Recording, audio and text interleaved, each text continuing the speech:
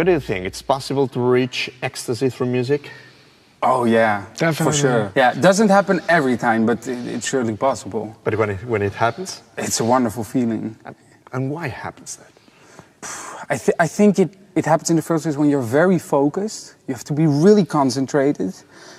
And you have to play well. I think it also has to do with the people in the hall, the atmosphere in the place where you are. I mean, if there are a lot of people coughing or there's a lot of noise and there's not a certain tension in the place where you are, I think it also makes it more difficult to get to that ecstasy. Yeah. And what do you feel while you're playing?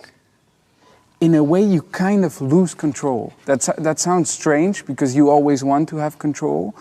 But when you're really reaching ecstasy, the fingers and the mind, they are one thing and it just goes from itself. And you feel like you are in a kind of trance. And it's a wonderful feeling, what I said already, but it's difficult to reach. It doesn't happen every time. And it's even more special when you reach it with the two.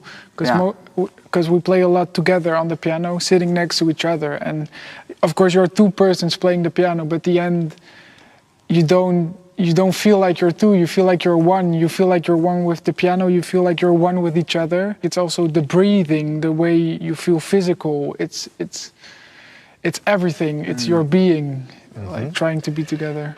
And about your role as pianist, are you kind of medium between the composer and the audience? Of course, yeah, yes. you have to be. Yeah, you have to be. Yeah. Maybe the most important thing when I play the piano is to play a piece from a composer in the most respectful way for that composer, to give through what's in the music that the composer meant to compose. Yeah, because that leads to another question. Where are the limits of the interpretation?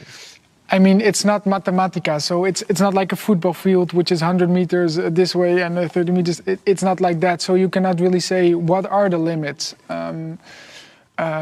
You have to discover them yourself. You have to try to understand the composer, try to feel the music, and it's actually a very subjective question. Yes, it is. I know. I'm sorry. That's a good answer. Yeah. No, but I mean. So the answer is there is no answer for your question. What do you think is the limits of the? No, I don't know. That's why you're here. So, okay, let's talk a little bit about one of my favorites, who is Bach. Yeah. So the father. The father. Yeah.